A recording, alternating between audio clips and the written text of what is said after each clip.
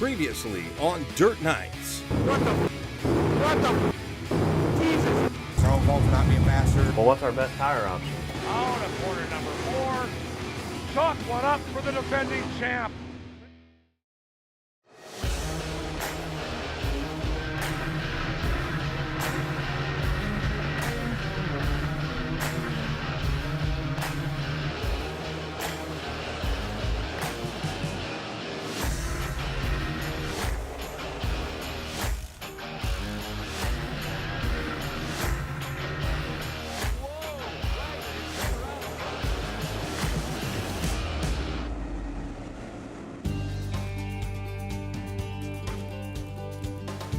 The wide-open grasslands and farm fields of southwest North Dakota, where fence lines, ranches, and wind farms dominate the gorgeous landscape.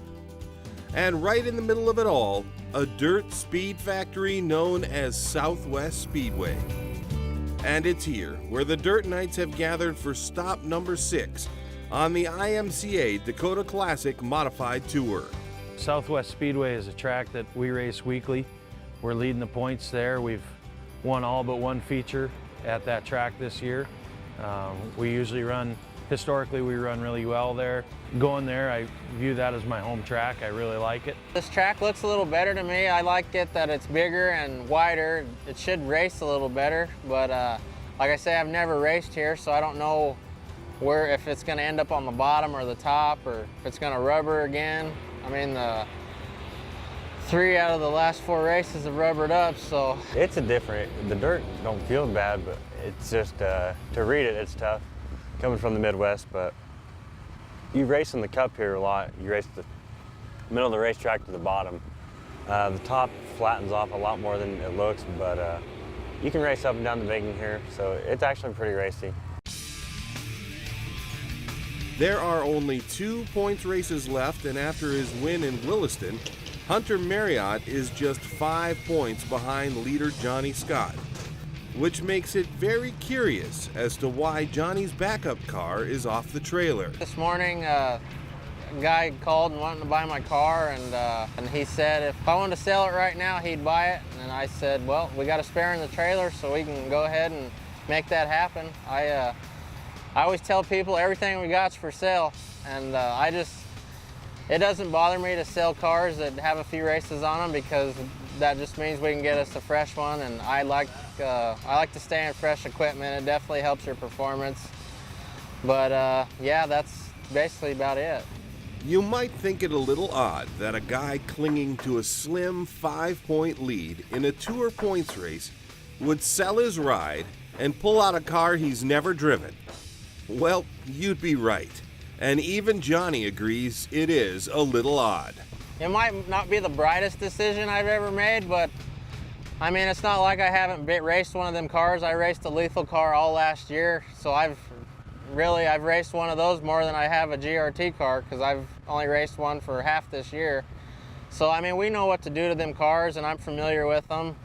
I haven't personally drove my brother's car, which I mean, they're all around the same. You just got to find the right shock package, spring package, and just, I mean, we got it set up close to the same like I had my car last year, so I think we should be all right. Today's a new day. If you're gonna worry about all the stuff that happens in the past, you're never gonna make it in this sport. It's been a forgettable week for Corey Dripps. But today, the 31 rolls off the trailer in one piece for the first time since night 1. It's the most humbling sport in the world. You know, you can go out and win 4 or 5 races in a row, not do anything wrong, and everything's going your way, and the next day unload and not even be able to line up, you know, not even be able to compete. So you really got to be an optimist, and when things start going bad like this, you know, I'm a believer in creating your own luck. We just got to work harder. You know, we're just leaving things unattended, evidently. We're just not working hard enough, so we got to bear down and get after it, make sure everything's right with the race car. Got to read the track a little better earlier, so we make the right chassis adjustments, and then I got to do my job in the seat. You know, I'm not going to pretend that I don't make mistakes, because we do. And sometimes when you don't have the best race car, you gotta wheel around it. And I haven't been doing a very good job of that lately, so that's something I need to work on. On the track, Johnny Scott is making his first laps in the new car during the hot lap session. but he's left with as many questions as answers. We just need to free the car up a little bit. We're a little too tight, but I have some ideas, a few things we can do to make it where I think we need to be, so I think we'll be good. And we got to get the brakes working a little better. Need to bleed them, and we should be good, hopefully. Good? Yeah. While the Scott crew gets to work on the brakes, in the 31 camp, Corey Drips is still struggling. We unloaded for hot laps and we're miserable. So we just super throttle tight, just terrible left rear drive.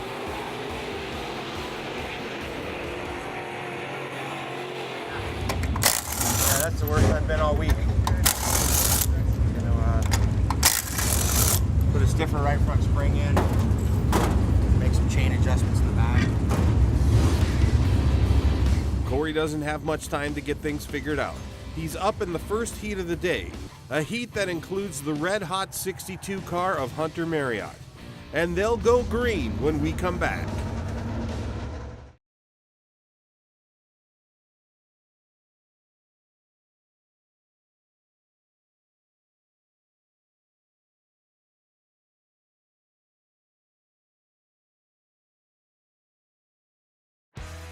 The Dirt Nights is brought to you by the International Motor Contest Association, Bilstein Shocks, Weir's Machine and Racing Products, Precision Performance, and by 49 Designs, Professional Custom Graphics.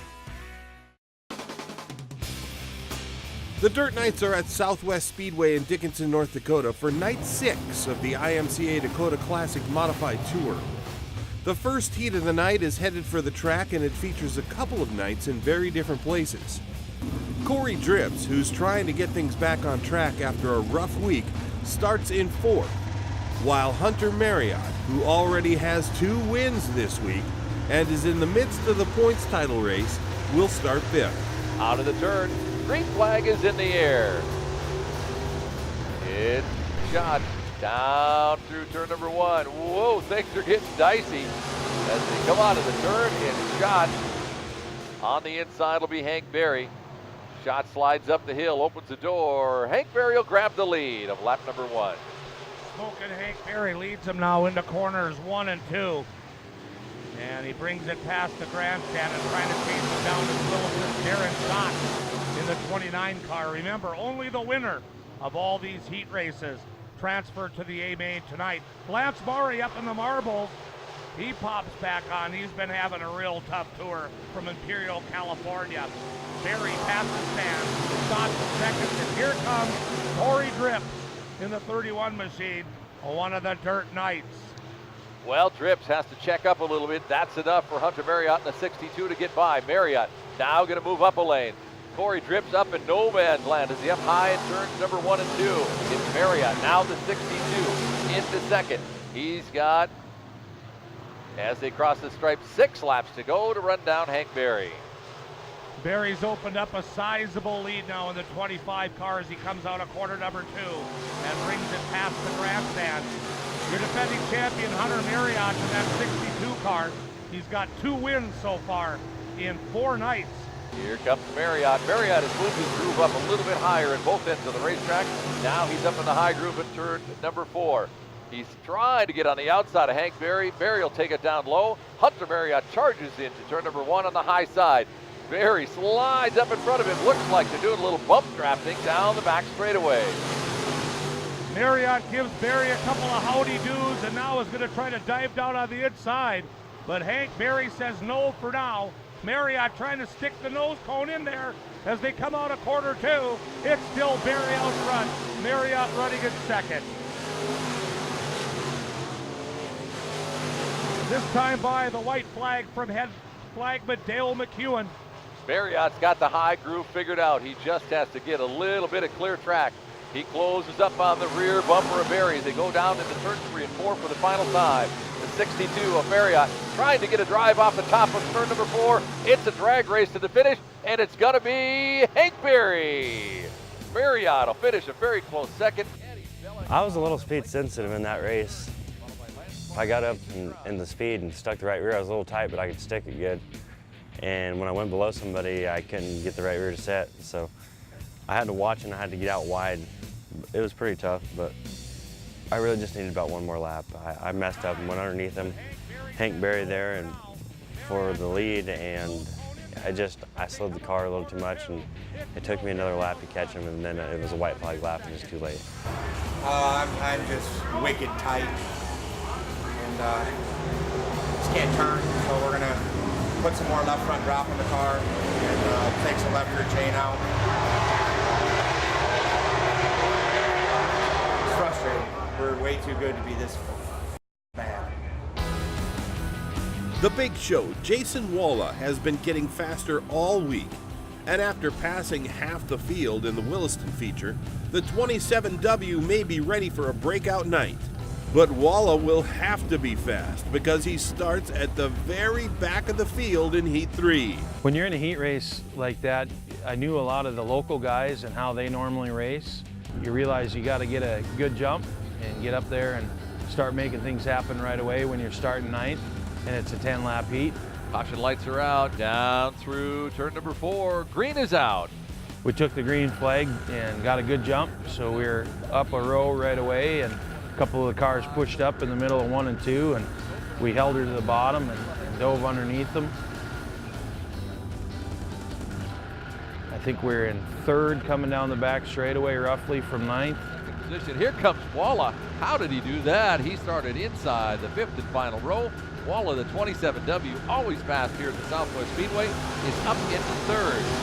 Remember, Justin's winner of each of these heat races transfers directly into tonight's A main. Coming off of 4, I seen the leader and the other cars kind of lighten their tires up, so felt pretty good and knew we were kind of in the driver's seat from there out. Just ran the line that was working for us and got to the front, and the car was good. Now he's got his sights on the 4E, Justin Elmer. The Big Show taking a peek now on the inside. Can he come all the way from the back of the pack to the front? As they go past the grandstand, Elmer out of Sheridan, Wyoming, trying to stave him off, but there goes the Big Show in the 27W. He's taken the lead with 6 to go.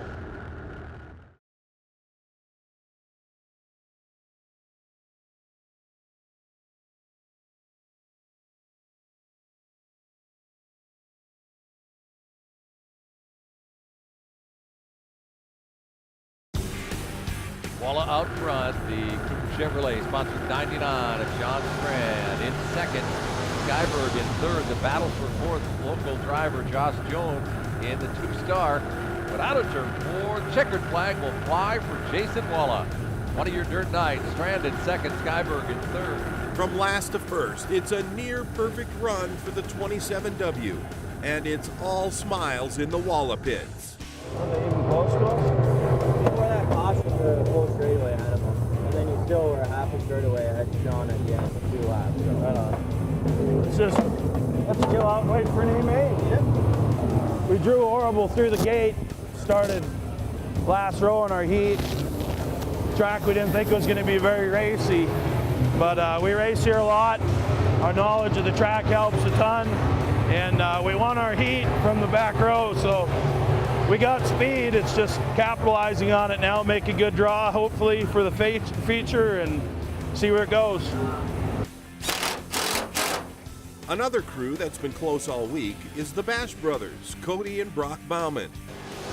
But it's going to be the 6B of Brock Bauman, grabbing the lead as they go down the back straightaway in turn number 3. Bauman. Brock has been fast right off the trailer nearly every night, and he just won another heat race.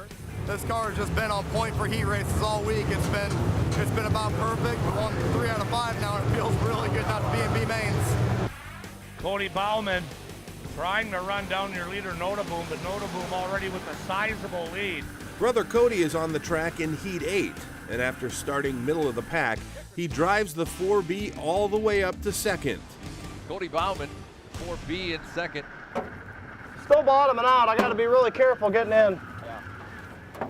If I go in too hot, I got to really be smooth going in, or it just... Really good what? down there, 3 and 4. You look really good coming out of there. I have to be really careful, because if I get in too hard, or anything or bent, it just crashes the right front. Yeah, but once you got you lined up some awesome laps, you look like a rock star coming out of the corner. Couldn't catch that leader though. Because the farther you tie that up, the tighter it makes you on entry. The work is still intense in points leader Johnny Scott's pit as they try to get the backup car up to speed. But Johnny made a big discovery during his heat race that has him feeling much more confident. I had the brakes all the way to the front and I was pushing real bad and I didn't figure it out about till halfway through there, and then down the straightaway I just turned my bias all the way the other way and finally got some rear brake and I could turn it a little bit more. But we're still way too tight. We just got to free the car up a little bit more and then I think we'll be all right. Way out front, and he'll cruise to victory. He's out of Las Cruces, New Mexico, Johnny Scott. The draw saved us. If we wouldn't have started on the front row, there's no way we'd have won that heat. We almost didn't win it. But it's the only bad thing about hopping in a backup car. You don't, especially one that you never drove. You don't. The brakes are opposite of my other car, so kind of got that figured out. We're getting all the little bugs worked out, but I'm definitely glad we won that heat race because that saved us a ton right there. So the points leader is in the feature and he'll start on the front row. Not great news for the guy who's chasing him. And Hunter Marriott still has to race his way into the feature through a B main. So I got tomorrow. Hell, you still got tonight. You want them both, and it's going to be pretty tough. Yeah. You're in the first one. You ran. You start 9. Yeah, I know. Like drawing bad. Just like drawing bad. Can Hunter stay in the points race and earn a ticket to the feature? And can Corey Dribbs earn his first feature start since night 2? We'll find out when Dirt Nights returns.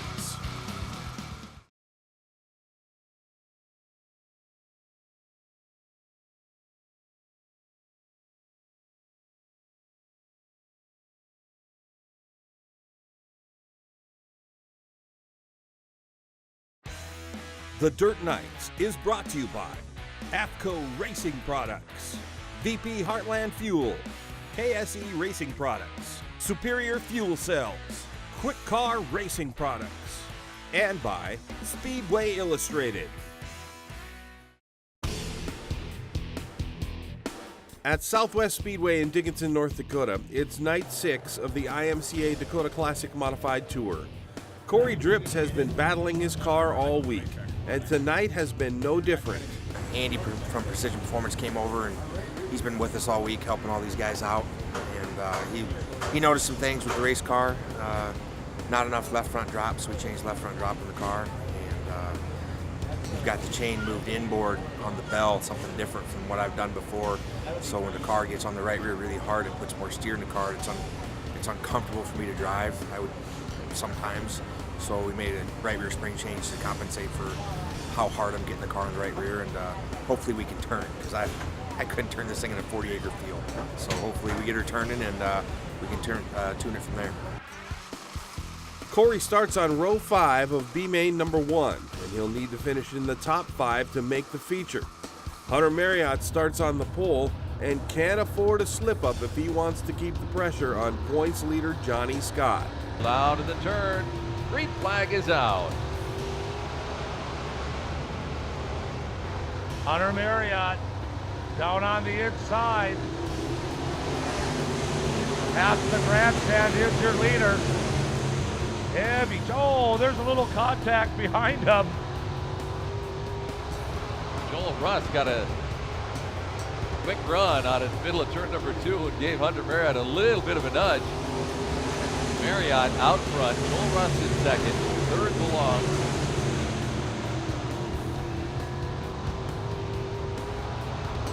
That looks like the 87 of Kurt Lund, another one of those really difficult numbers. Whoa, Joel Russ sideways, on a second position, somehow gathers it in. Oh my! And he is rolling back all the way to the 5th and final transfer. Hunter Marriott now opens up a huge lead. Lund running in second. Eddie Bellick's in third. Billy Kendall in fourth and fifth. Now Joel Rustin at 26J.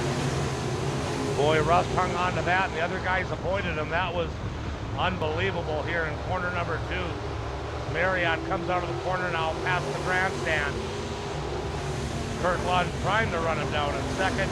Bellick in third in that 3 car.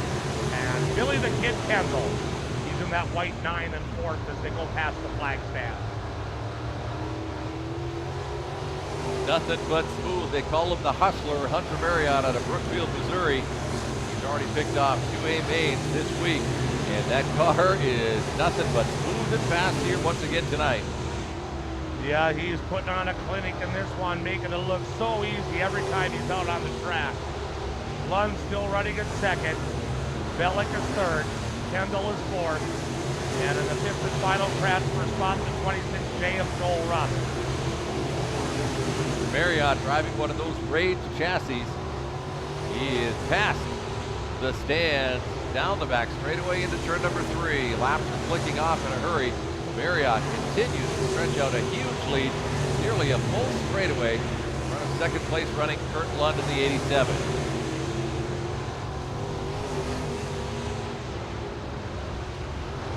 Marriott coming up on lap traffic now. He'll click it down to 3 laps to go. Lund is a distant second. The 3 machine of Bellick still in that 3rd place spot. Kendall running 4th. Russ is 5th. Nothing's changed. Corey Drips and Jason Grimes on the outside looking in. Drips just hasn't seemed to get it going in this tour either in the 31 car. Now the 62, Hunter Marriott, sneaking up on lap traffic. Of course, these guys have no mirrors. He doesn't know how far he's ahead of the rest of the pack. He can post it in the rest of the way. Marriott still pressing hard, past the flag stand. White flag is out, 1 lap to go for Hunter Marriott. Marriott now very careful getting through lap traffic, down on the inside of the first lap car. He'll sail it down the back straightaway to turn number 3 for the final time. Out of the turn, checkered flag will fly. Brookfield, Missouri's Hunter Marriott. Second place, Eddie Bellick in the 3 machine. He'll finish second for London. Third, 4th goes to Billy Kendall, and 5th and final transfer, the 26J, Joel Russ. On the outside looking in is the 31D of Corey Drips. So Corey Drips misses the Night 6 feature by just 1 spot. But it looks like he's finally got the 31 moving in the right direction. And for Hunter Marriott, an easy cruise through the B main gives him his best shot at chasing down points leader Johnny Scott in the feature. I don't know. We might end up in victory lane. It could happen. Next time on Dirt Nights, can Cody Bauman get both halves of the Bash brothers into the feature? And can Johnny Scott drive a backup car to victory lane? Or will Hunter Marriott keep the points pressure on? We'll find out next time on Dirt Nights.